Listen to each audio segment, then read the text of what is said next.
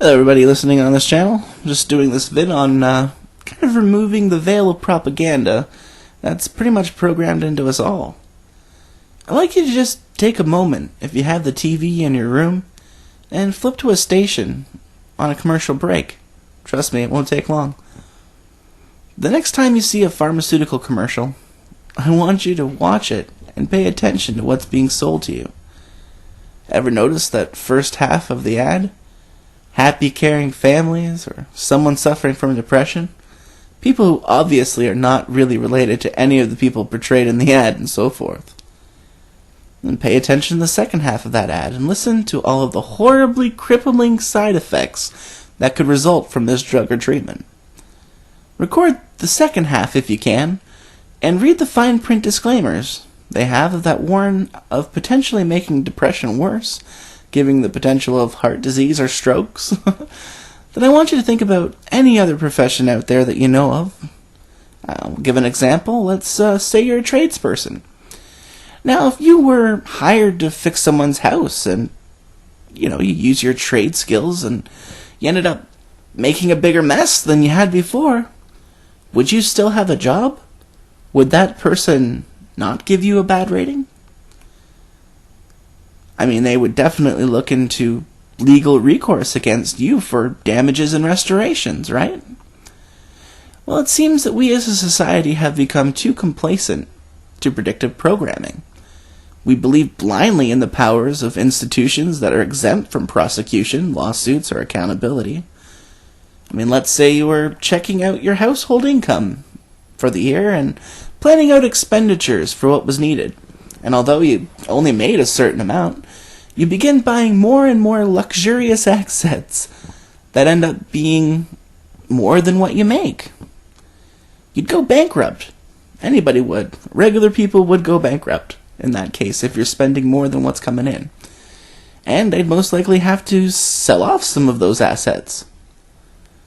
Then why do we let banks and governments do the exact same thing on an incomprehensible scale with nothing to really change things? Why is it that the average person that is warned of an immediate danger, whether it be a hurricane, severe storm, or flood, will end up taking the proper precautions and gather supplies for the onslaught and make plans for safety with their family during that short period of turmoil? Yet Wall Street traders sell any acquired excess to the highest bidder, crashing once there isn't a constant growing demand in the economy for that said product. Why is it that regardless of whether you're rich or poor, most people care about their children or grandchildren, yet we, as a society, allow heavy industrial polluters to get off easy and manipulate those whose job it is to stop it from happening in the first place? They get slaps on the wrist and tiny fines, and then are allowed to go bankrupt and then start the entire process all over again under a different name. Why is it that we care so much about mindless celebrity gossip and drama than we do about being in a new Cold War with Russia? That ain't gonna end up good if it goes bad.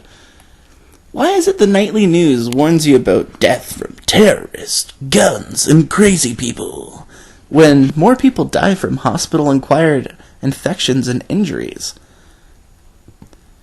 See, the more you put society under the microscope, the more you start to see the individual cell shaping a grand hidden design. This isn't conspiracy. This isn't fantasy. It's real, and it's happening all around us. In my time on this planet of chatting with those who have absolute faith in their government, they rarely like to think about the bad, or end up admitting to it to be the lesser of all evils. Why do those kinds of people give in blindly into a one-way trust system where the state has no real interest in you as an individual, but as a cog on a well-oiled machine?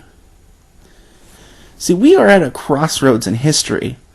Although it may not seem like it to some, how much longer can the people be fooled into this false sense of reality?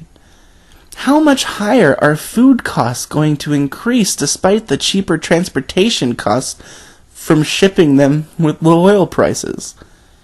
Do we just Accept the fact that we have to struggle more because crony capitalists need more private yachts? When you see the drugs and corruption in community and other worse-off communities, depending where you live, do you think that this is the way it has to be? When banks like HSBC, Wells Fargo, and even governmental institutions like the CIA have been caught flooding mass quantities of heavy narcotic drugs from gang-run war zones like the Mexican cartels and Afghanistan opium?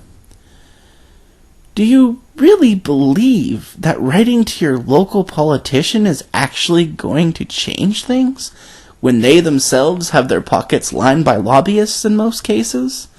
I mean, yes, you might find that odd local candidate that may in fact run on the voice of the people, but in most long-term situations, those representatives end up leaving the area to go away to some far political institution and try to grab more influence on a greater scale.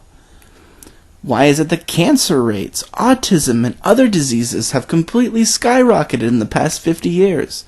Yet we see more and more commercials on TVs about kids with cancers and told we need to donate to charities that spend more money on advertisement than they do on actual research needed to cure said ailments. Why are the unions, which are not without their flaws, being replaced by completely soulless temporary placement agencies that rip off workers and destroy families by keeping them in a state of impoverishment? You know, folks, I can go on for hours talking philosophically about the many double standards, programming, or man-made constructs that have been put in place before us. Ever notice that things aren't getting easier?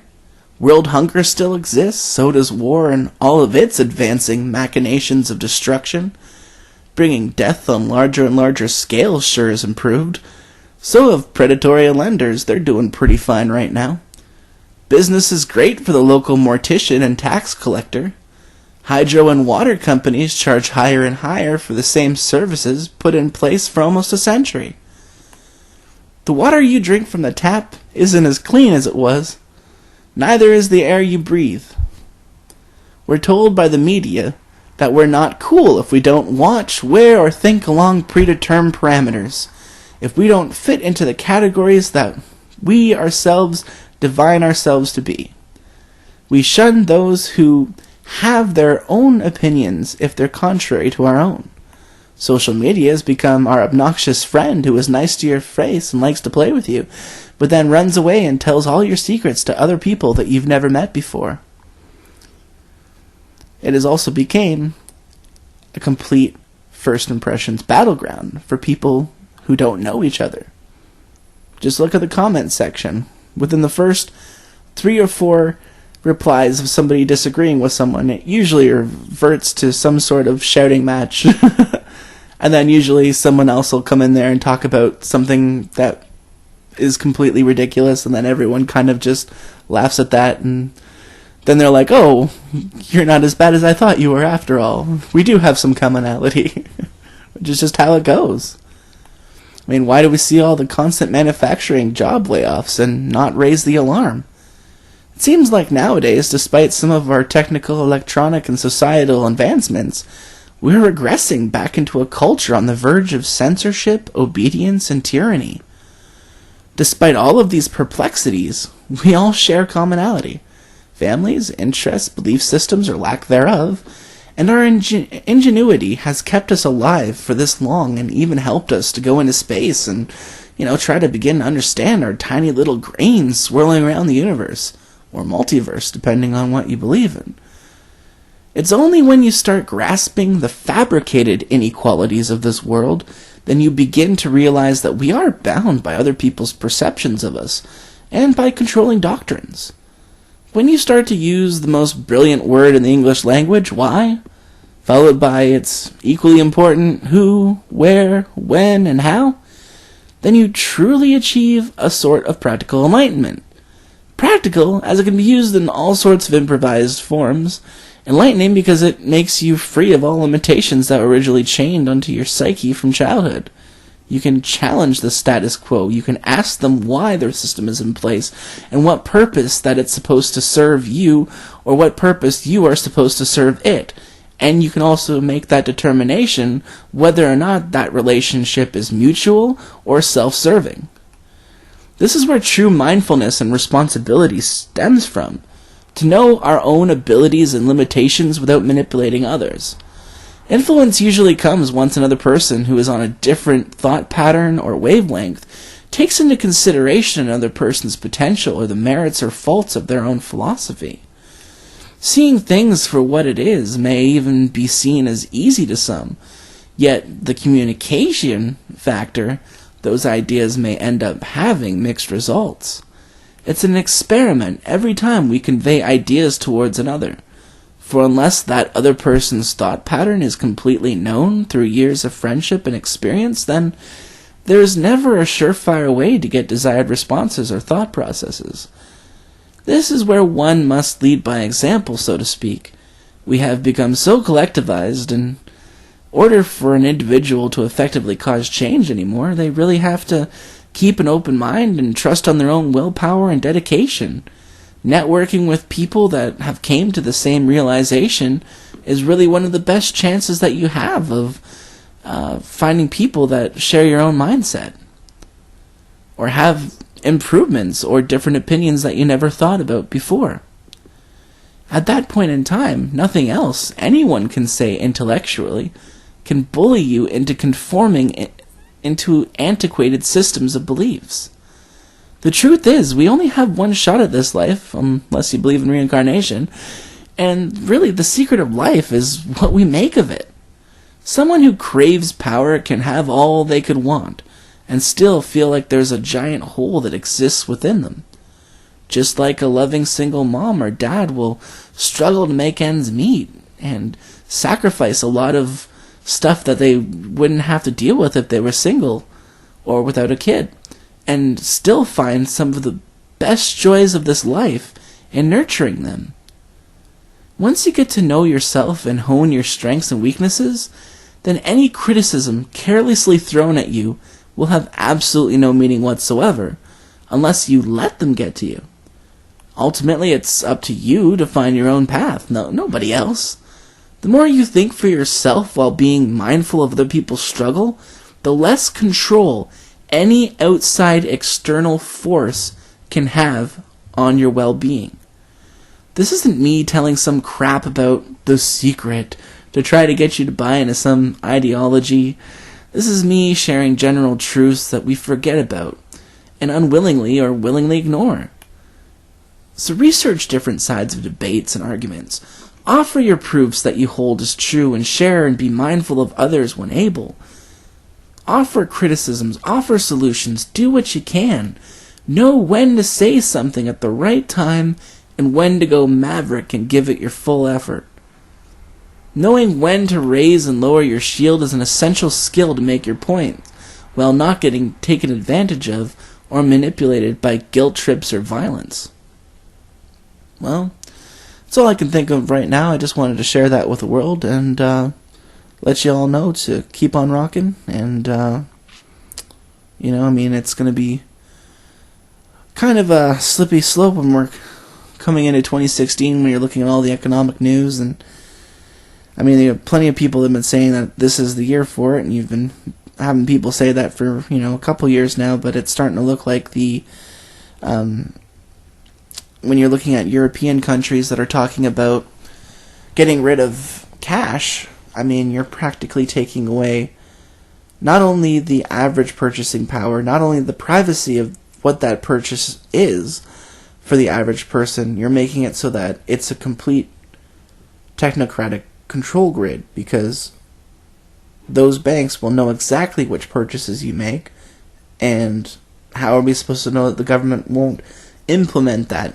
Because when you look at what's been going on with the Troika, what they did in Cyprus, what they did in Greece, yet certain countries like Ukraine get total free passes because of the political agenda that's being portrayed there, that's being played out between the whole West versus Russia as a proxy war, really. And whatever side of the debate on that one that you're on is really irrelevant.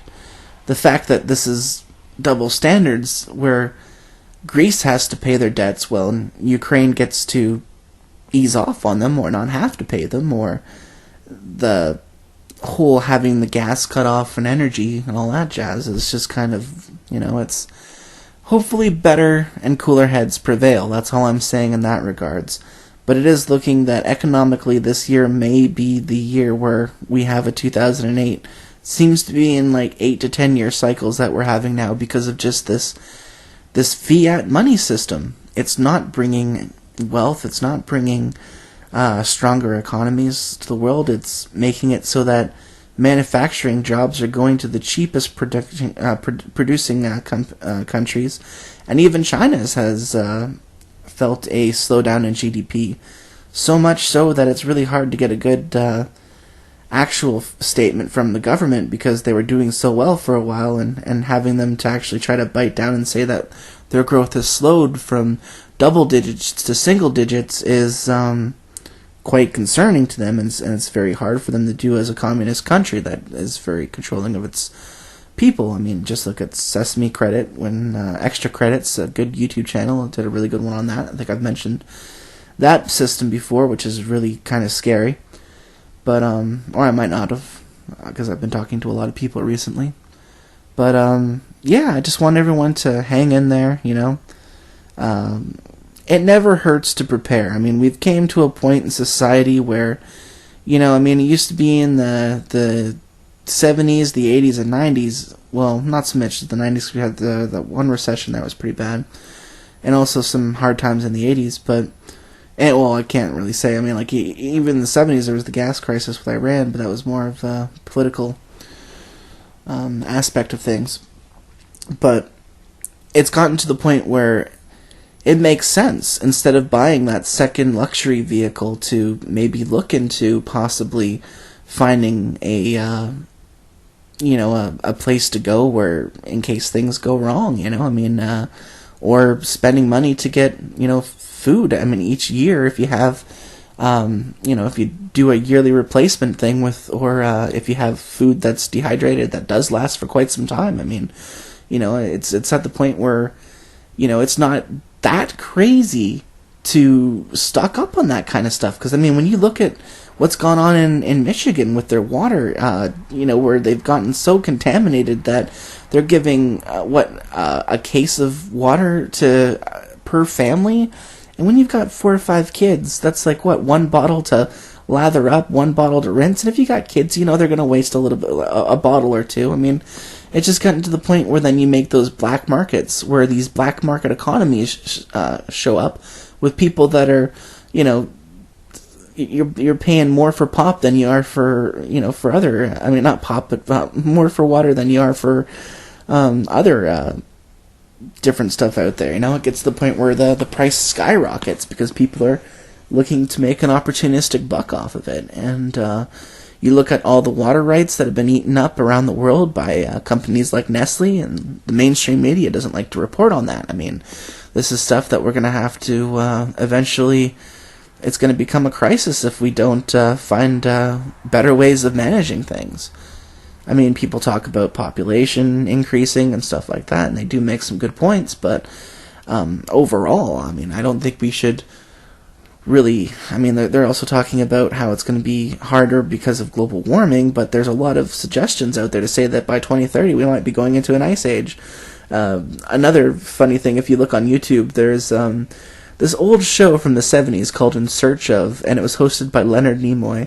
And one of the episodes that they have is the coming ice age, and this was in the 70s, before the whole, if you really trace it back to Maurice Strong, who just passed recently, and I don't like to speak ill of the dead, but, he's one of those guys out there who I'm kind of glad is gone, because you get a lot of, you got Thatcher back in the 70s and 80s that were looking with the whole economics aspect of things to find ways that they could try to limit the public's usage of, it's pretty much a consolidation energy sectors, making other companies feel like they have to either spend lots of money on these carbon credit schemes, or that they could actually be held liable for any kind of polluting costs in the future. But it's in a way where the system isn't meant to stop polluters. It's meant so that the taxes and get pushed on to the regular people through these tax by mile driving schemes. When ever since they put catalytic converters in vehicles, they really reduced the amount of emissions. I mean, you look at emissions testing in some countries. Here in Canada, they are very strict, and you're paying like $30 some odd each year, I believe.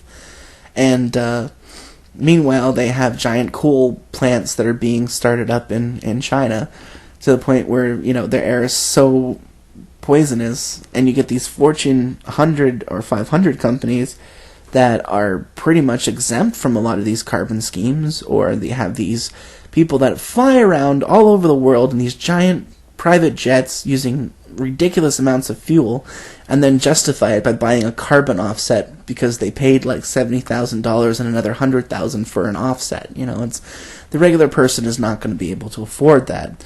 And what I'm afraid of is the possibility of us sliding into a technocracy that is controlled by a small group of people. I mean, I was looking another channel I really like to kind of check things out is Press for Earth. Guy named Kyle LeBlanc. He's he's definitely doing a more professional setup of things, and he's looking to make a business out of it, which I think is awesome, because I'm all for different outlets, especially Canadian ones. I mean, it's refreshing to see more Canadian people out there talking about news that isn't about hockey or isn't about the basic stuff that complacent Canadians care too much about, but actually talking about real issues that the mainstream media won't touch with a 10-foot pole. So I just kind of noticed he was talking about the Venus Project, and out of curiosity, I remember hearing it before, and this time I was kind of like,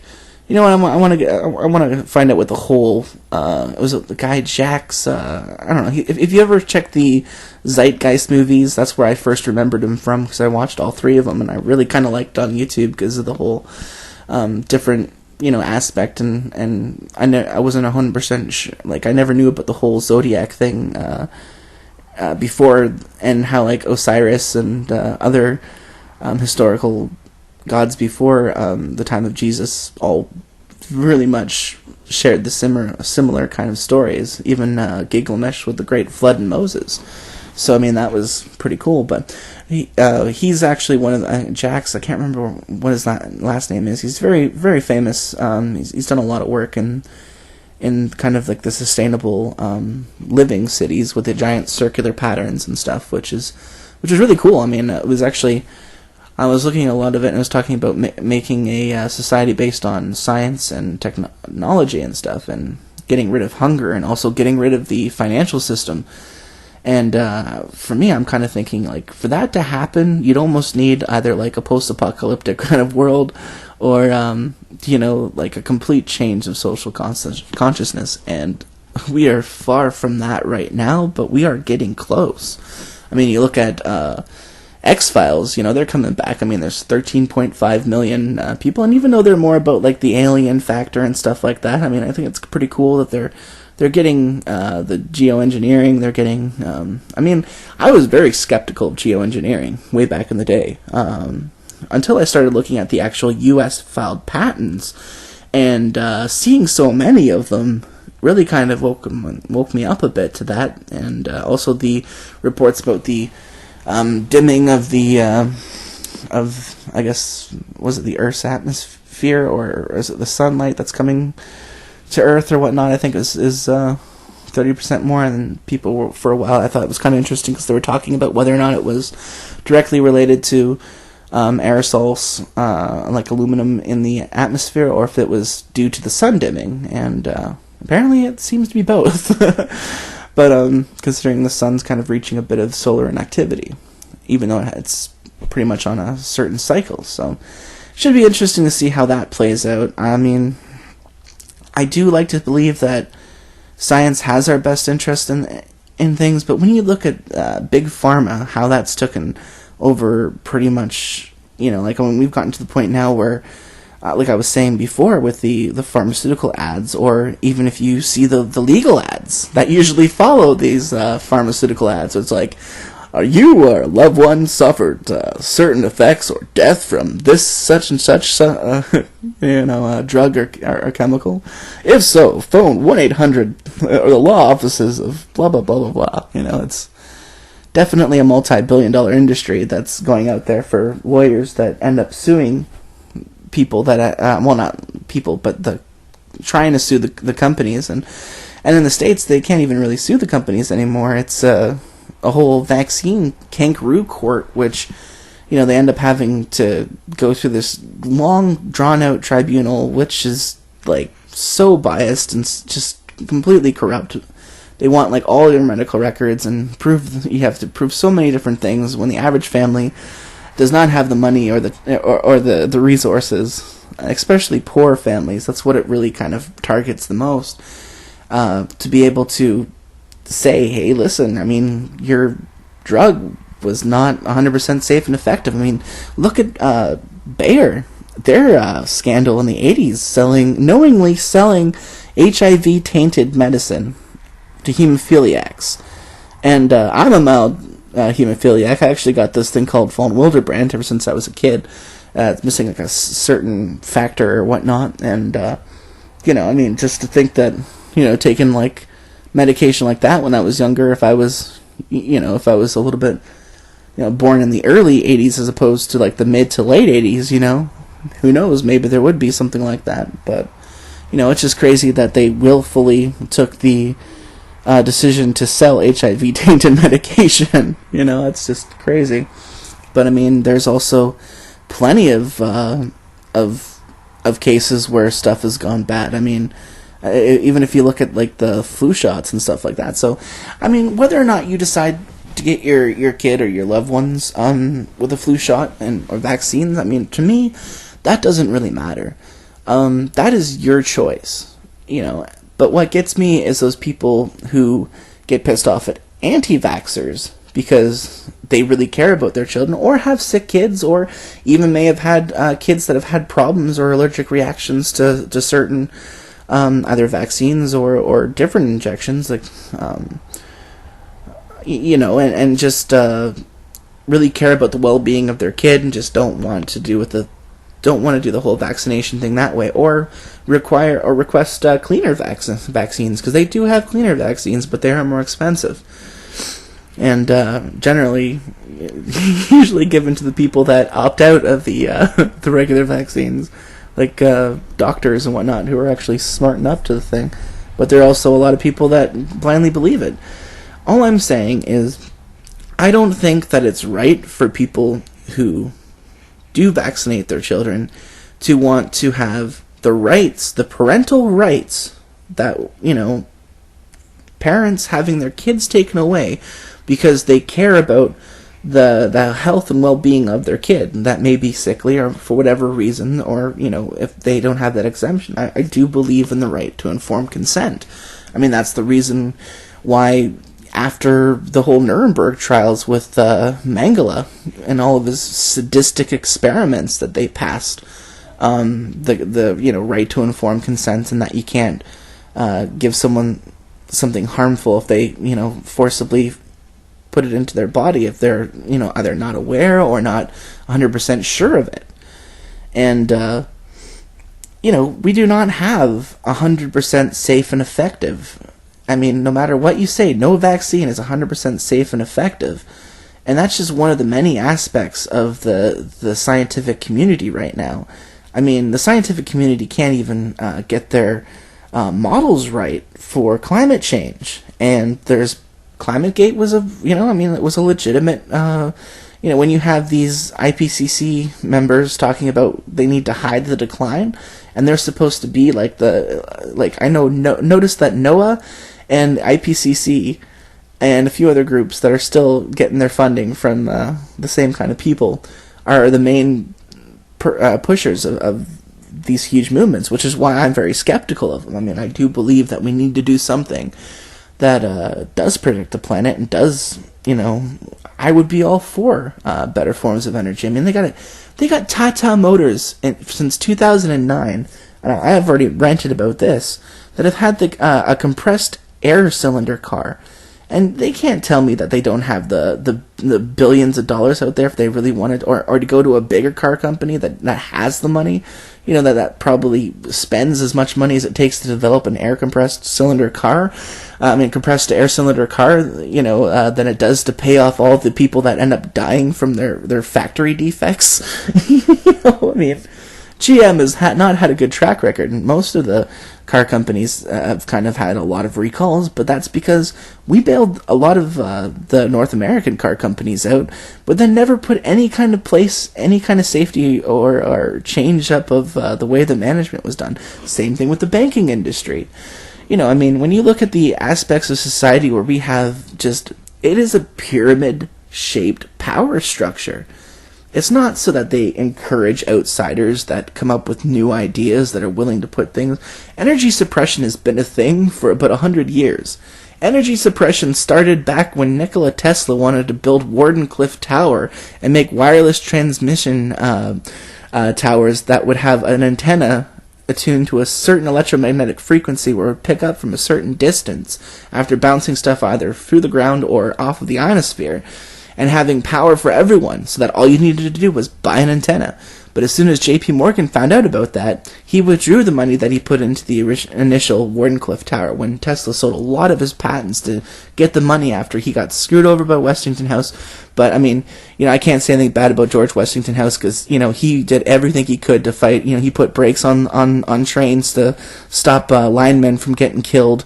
He did so much stuff for the average working man at that time. When you had the Rockefellers, you had the just tycoons that were complete dickheads.